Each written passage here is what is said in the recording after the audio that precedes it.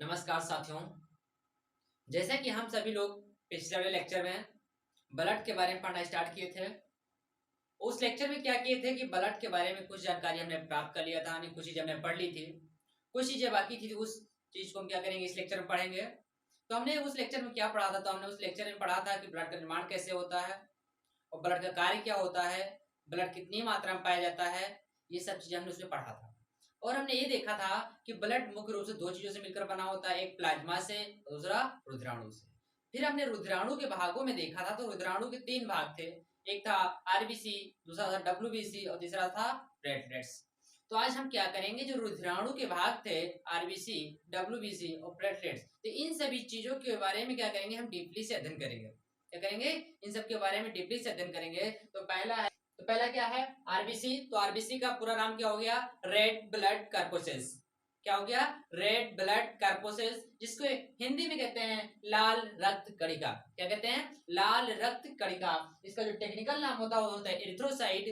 RBC का जो technical नाम है वो क्या है, एरिथ्रोसाइट। तो आप क्या करेंगे, एरिथ्रोसाइट के बारे में पढ़ेंगे। तो एरिथ्रोसाइट की बात करें तो इसका आकार कैसा होता है, नहीं आरबीसी का आकार कैसा होता है। तो आरबीसी का जो आकार है होता है गोल, यानी आरबीसी गोल आकार का होता है। और आगे की बात करें तो आरबीसी पाया जाता है ब्लड में, और ब्लड कहाँ पाया जाता है, ब्लड पाया जाता है हमारे शरीर में। तो क्या होता है, यदि हम कभी ऊंचाई पे जाते हैं, कहाँ पे जाते हैं, यदि हम ऊंचाई पर जाते हैं तो वहां पर ब्लड क्या होता है, पर्याप्त मात्रा में ऑक्सीजन को नहीं खींच पाता है। यानी जब हम लोग थोड़ा ऊंचाई पर जाते हैं तो वहां पर हमारा जो ब्लड है, तो हमारे ब्लड में जो आरबीसी पाई जाती हैं, वो आरबीसी ऑक्सीजन को पर्याप्त मात्रा में नहीं खींच पाती है। तो इसलिए क्या हो जाता है, इसका कभी कभी आकार बढ़ जाता है। क्या होता है, आकार बढ़ जाता है। फिर अगली बात करें तो अगला देखा जाए तो लाइसोसोम। तो आरबीसी में देखा जाए तो लाइसोसोम नहीं पाया जाता है। लाइसोसोम को क्या कहते हैं, तो लाइसोसोम को आत्मघाती थैली कहते हैं। ये कहाँ पाई जाती है, तो लाइसोसोम कोशिका में पाई जाती है। इसका कार्य क्या है, ये क्या है कि कोशिका अगर कोई अंग क्षतिग्रस्त हो जाता है तो उसको क्या करता है, गला करके नष्ट कर देता है। अगला क्या है, केंद्रक है। तो केंद्रक में क्या पाया जाता है, केंद्रक में पाया जाता है डीएनए।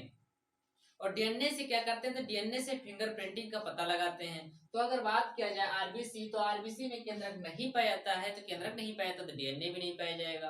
अगर डीएनए नहीं तो हम फिंगरप्रिंटिंग नहीं पता लगा सकते हैं। तो क्या है कि आरबीसी में हम, आरबीसी के द्वारा हम डीएनए यानी फिंगरप्रिंटिंग का पता नहीं लगा सकते हैं। उसके बाद क्या किया जाए, तो रुधिराणु।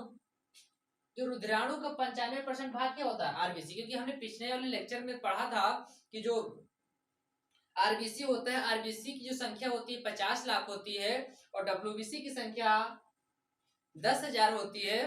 और जो प्लेटलेट्स होता है, प्लेटलेट्स की संख्या कितनी होती है, 2 लाख होती है। यानी आरबीसी की जो संख्या होती है 50 लाख होती है, डब्ल्यूबीसी की संख्या होती है 10,000, और प्लेटलेट्स की जो संख्या होती है कितनी होती है, वो होती है 2 लाख। तो हमने देखा सबसे ज्यादा संख्या किसकी, सबसे ज्यादा संख्या है आरबीसी की। इसका मतलब क्या हो गया, जो रुधिराणु का 95% भाग क्या होता है, आरबीसी ही होता है।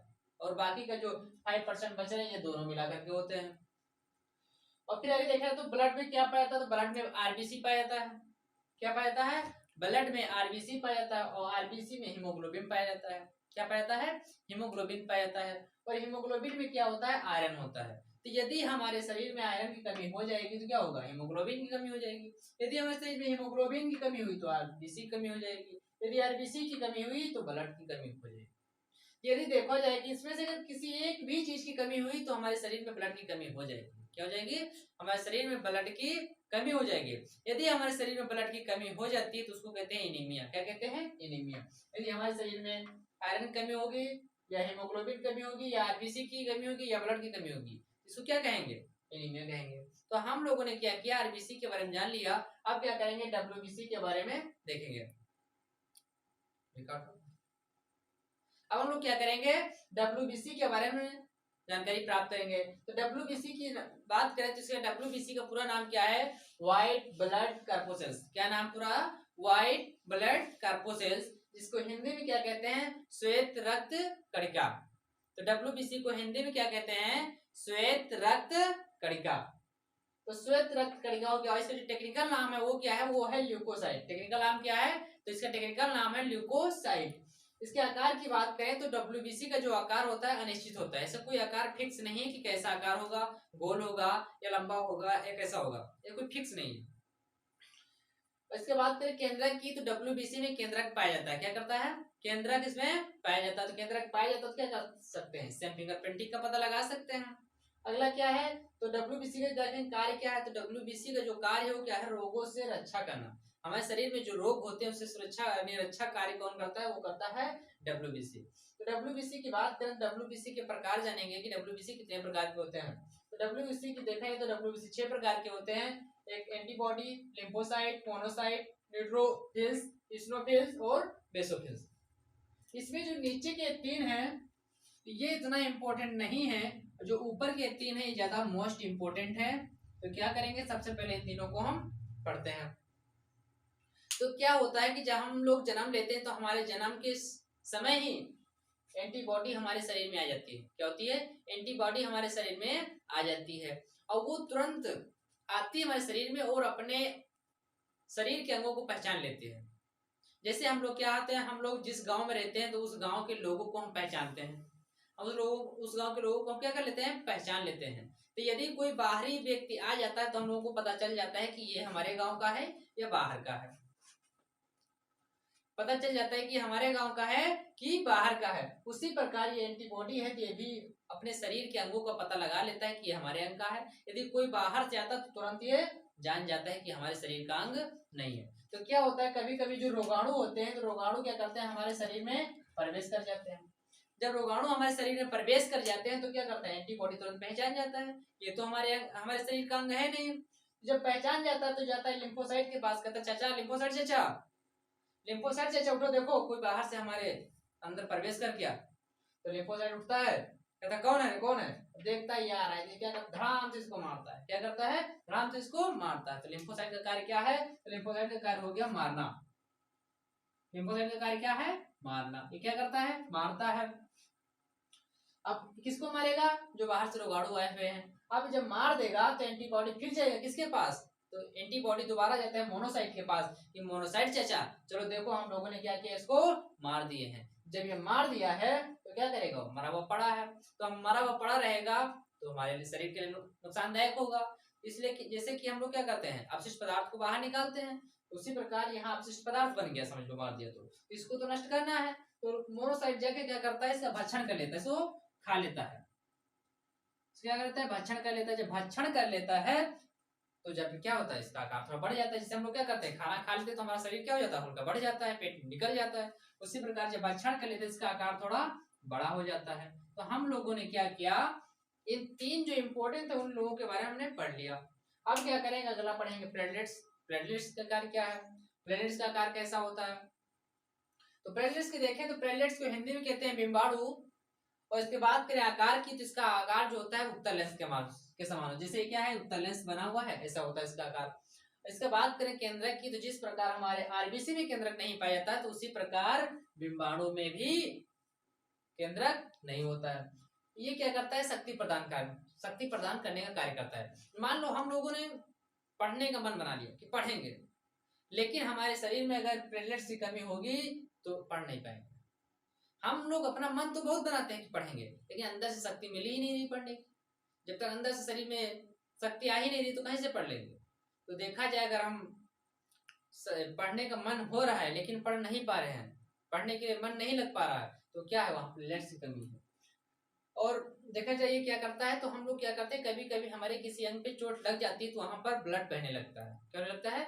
ब्लड निकलने लगता है। तो क्या होता है कि वहां पर देखें कुछ देर के बाद क्या हो जाता है? ब्लड का बहना बंद हो जाता है। ऐसा क्यों होता है? क्योंकि जब वहां चोट लगी थी वहां से ब्लड निकल रहा था तो उस स्थान पर प्लेटलेट्स आ जाता है। क्या करता है? प्लेटलेट्स आ जाता है, वहां पर खून का थक्का बना देता है। क्या करता है? खून का थक्का। जब खून का थक्का बना देता है तो ब्लड का बहना रुक जाता है। ये था प्लेटलेट्स का कार्य। तो इतना आप स्क्रीनशॉट कर लीजिए, उसके बाद आगे की चीजें हम आगे पढ़ते हैं।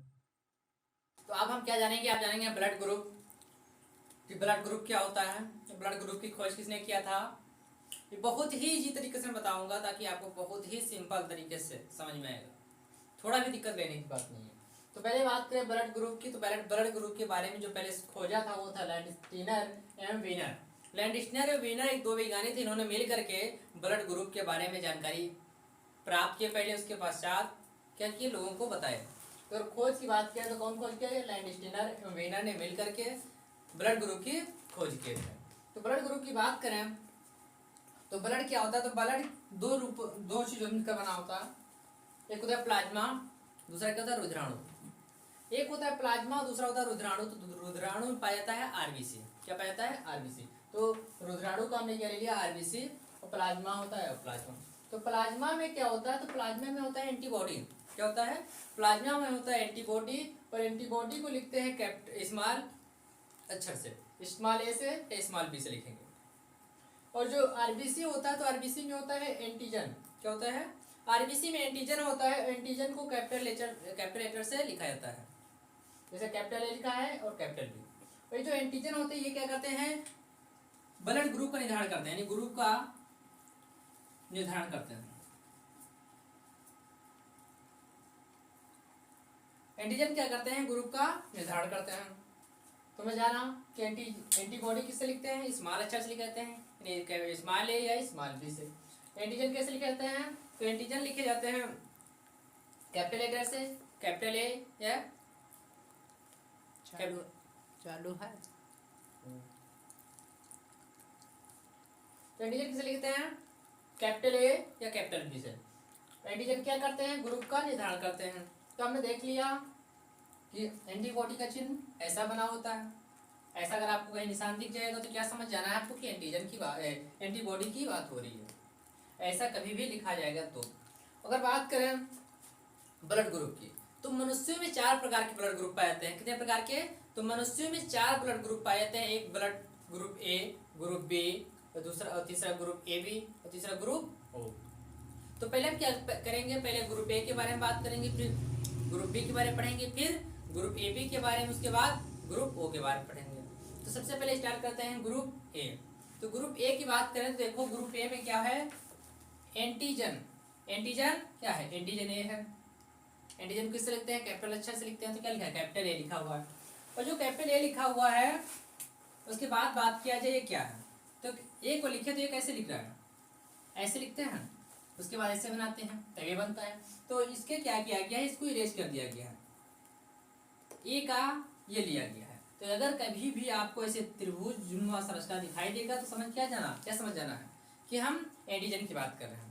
किसकी, एंटीजन ए की बात कर रहे हैं। किसकी, ए की, क्योंकि ए बनता है ऐसे, इसलिए क्या किया, इसको नहीं लिख करके केवल इसे लिखा, इतना ले लिया गया, इतना ले लिया गया तो क्या बन गया, ए। तो ये किसका चिन्ह है, ये है चिन्ह ए का। किसका चिन्ह है, ये चिन्ह है ए का। अब ये बताइए, ये चिन्ह ए का है। और बी की बात करें तो बी कैसे लिखा जाता है, बी लिखा जाता है तो ऐसे, ऐसे। तो जो पहले ए से कर रहे हैं तो इसी को ले लिया गया। क्या जो बी की लिखते हैं तो पहले क्या लिखते हैं, ये बी लिखा गया। तो पहले क्या करेंगे, पहले जो ऐसे एक बार ले रहे हैं एक गोला, तो बी को दिखाने के लिए क्या किया गया, केवल एक बार ऐसे कर दिया। क्या है, बी का चिन्ह है। ये क्या लिया गया है, बी का चिन्ह लिया गया है। यहाँ क्या है, यहाँ पर भी ऐसे चिन्ह बना दिया गया है, यानी ये बी का चिन्ह है। तो हम लोगों ने क्या किया, ए और बी के चिन्ह के बारे में हम जान लिए कि अगर त्रिभुज नुमा से तीर निकला हुआ तो क्या होगा, तो उसको हम एंटीजन ए पढ़ेंगे। अगर ऐसे कटा हुआ सी की जैसी आकार होगी तो उसको क्या करेंगे, बी पढ़ेंगे। तो अब देखो ये ए आकार का एंटीजन है, इसमें अगर ए आकार का अगर हम क्या करते हैं, एंटीबॉडी, ए आकार का एंटीजन है, इसमें ए आकार की एंटीबॉडी लगा देते तो क्या होता है, इसके ऊपर फंस जाता। ये ये आता क्या करता, ऐसे फंस जाता इसके ऊपर। जब इसके ऊपर फंस जाता तो एंटीजन और एंटीबॉडी एक ही में चिपके रह जाते। जब एक ही चिपके रह जाते तो ब्लड का फ्लो नहीं हो पाता। जब दोनों एक ही में चिपके रह जाते हैं तो ब्लड का फ्लो नहीं हो पाता, नहीं ब्लड का बहाव नहीं हो पाता, तो क्या होता है, ब्लड जाम हो जाता है। तो इसलिए क्या किया गया, यहाँ पर अगर एंटीजन ए है तो यहाँ पर एंटीजन, अगर एंटीजन ए है तो यहाँ क्या किया गया, तो एंटीबॉडी बी लिया गया, क्योंकि एंटीबॉडी जो बी है तो एंटीजन ए में नहीं फंसेगा। जब फंसेगा नहीं तो खून का जाम नहीं होगा, जब खून जाम नहीं होगा तो अच्छे से काम होता रहेगा। तो हमें एंटीजन और एंटीबॉडी का ऐसा मिलान लिया जाता है कि फंसे ना, फंस जाएगा तो क्या हो जाएगा, ब्लड जाम हो जाएगा। जब ब्लड जाम हो जाएगा तो शरीर की सारी क्रिया रुक जाएंगी। इसमें क्या किया गया, इसमें एंटीजन ए लिया गया, तो इसमें क्या कर लिया गया, एंटीबॉडी बी ले लिया गया। तो अब क्या हुआ, दोनों अलग अलग हैं तो क्या हुआ, ये दोनों आपस में फंसेंगे नहीं, जब फंसेंगे नहीं तो क्या होगा, ब्लड बहता रहेगा, वो अच्छा से कार्य करता रहेगा। अगला क्या है, ग्रुप बी, किसकी बात करेंगे, अगला बात है ग्रुप बी की। ग्रुप बी में देखे क्या है, ये क्या है, एंटीजन बी है। हम लोग क्या बताए हैं कि बी को अगर कैसे लिखते हैं, सी का आकार ऐसे बना देंगे या ऐसे बना देंगे तो क्या हो जाएगा, बी हो जाएगा। तो देखो ये सी के आकार से संरचना बनी नहीं दिखाई दे रही, ये बी के आकार की संरचना है, सी के आकार की संरचना दिखाई दे रही नहीं दे रही है। तो ये क्या है, ये बी को दर्शाया गया है, क्या दर्शाया गया है, बी को दर्शाया गया है। और यहाँ क्या है, ए की बात करें, ए क्या होता है ऐसे, ये इसको उलट दें, उलट दिया तो ऐसे बन जाएगा। तो ये क्या किया, उल्टा लगा दिया गया है इसको, यानी ऐसी संरचना क्या कर दिया, उल्टा कर दिया गया। तो ये किसके चिन्ह है, ये ए का चिन्ह है, ये बी का चिन्ह है। अब देखा जाए यहाँ पर एंटीजन बी है, यहाँ पर एंटीबॉडी ए है, तो अगर इन दोनों को मिला दिया जाए तो नहीं फंसेंगे। अगर यहीं पर भी अगर सी की जैसी संरचना दिखाई देती, यहाँ पर सी जैसी संरचना बनाते तो क्या हो जाता, ये आता यहाँ पर बैठ जाता, यहाँ पर दोनों फंस जाते, जब फंस जाते तो ब्लड नहीं बह पाता, जब ब्लड बह नहीं पाता तो थक्का बन जाता, जब थक्का बन जाता तो क्या होता, मनुष्य नहीं जी पाता, मनुष्य मर जाता। इसलिए क्या किया गया, अगर एंटीजन बी था तो यहाँ क्या लिया गया, एंटीबॉडी ए लिया गया। क्या किया गया, एंटीबॉडी ए लिया गया, ताकि दोनों फंसे ना, जब फंसेंगे नहीं तो क्या होगा, ब्लड बहता रहेगा। उसी प्रकार अगर एंटी ग्रुप ए बी की बात करें तो ग्रुप ए बी में देखो क्या है, ए है, एंटीजन ए इसमें भी है और एंटीजन बी भी है। इसमें क्या है, एंटीजन, इसमें एंटीजन ए भी है और एंटीजन बी भी है। देखो ये किसका है, ए का चिन्ह हो गया, ये ए का चिन्ह हो गया, ये क्या हो गया, ए का चिन्ह हो गया। ये किसका चिन्ह है, बी का। अगर देखो ये चिन्ह बी का है, अगर इसमें एंटीबॉडी, अगर एंटीबॉडी ए ले लेंगे तो एंटीबॉडी अगर ए ले लेंगे तो इसमें आकर फंस जाता, तो एंटीबॉडी ए ले लेते तो इसमें आकर के फंस जाता तो क्या हो जाता, ब्लड का थक्का बन जाता, जब थक्का बन जाता तो क्या होता, उसकी मृत्यु हो जाती है। अगर एंटीबॉडी बी लेते, अगर एंटीबॉडी बी लेते तो क्या होता, ये आकर के इस पे फंस जाता। अगर एंटीबॉडी ए लेते तो एंटीजन ए पे फंस जाता, तो ही ब्लड का थक्का बन जाता। अगर एंटीबॉडी सी लेते, एंटीबॉडी बी लेते तो क्या होता, ये बी पे जम जाता, जब फंस जाता और जम जाता तो क्या होता, ब्लड बह नहीं पाता, जब बह नहीं पाता तो क्या होता, उसकी मृत्यु हो जाती। इसलिए क्या किया गया, यहाँ पर एंटीजन ए और एंटीजन बी दोनों उपस्थित थे, तो क्या किया गया, यहाँ पर कोई भी एंटीबॉडी नहीं लिया गया। क्यों नहीं लिया गया, ताकि ये फंसे ना तो क्या हो, ब्लड बहता रहे, ब्लड बहता रहेगा तो क्या होगा, मनुष्य जीवित रहेगा। अगला क्या है, ग्रुप ओ। तो ग्रुप ओ में देखा जाए तो इसका मतलब क्या है, ग्रुप ओ का मतलब था जीरो। जीरो का मतलब ये हुआ कि इसमें ना ही एंटीजन ए है और ना ही एंटीजन बी है, इसमें एंटीजन ए भी नहीं है और ना ही बी है। इसमें ए नहीं है तो एंटीबॉडी क्या करें, एंटीबॉडी अगर ए लेंगे तो भी नहीं फंसेगा, इधर तो कोई है नहीं कि फंस जाएगा किसी में। तो अगर हम एंटीबॉडी ए ले लेंगे तो भी इसमें नहीं फंसेगा, या तो एंटीबॉडी बी ले लेंगे तो भी नहीं फंसेगा। क्या है, अगर एंटीबॉडी ए ले लेंगे तो क्या यहाँ नहीं फंसेगा, ऐसे कहाँ फंस जाएगा, कुछ है ही नहीं, फंसेगा किसमें। अगर हम एंटीबॉडी मान लेते हैं ए ना लेकर के बी ले लेते, क्या लेते, बी ले लेते, तो बी ले लेंगे कहीं फंसेगा, कहीं नहीं फंसेगा। तो इसलिए क्या है, जो ब्लड ग्रुप ओ है इसमें एंटीजन ए भी ले सकते हैं और एंटीजन बी भी ले सकते हैं। तो देखो सॉरी, इसमें एंटीबॉडी ए भी ले सकते हैं और एंटीबॉडी बी भी ले सकते हैं। तो ये था ब्लड ग्रुप के बारे में, इतना चीज आप पढ़ लिया, इतना स्क्रीनशॉट कर लीजिएगा। आप फिर मिलेंगे हम नेक्स्ट लेक्चर में।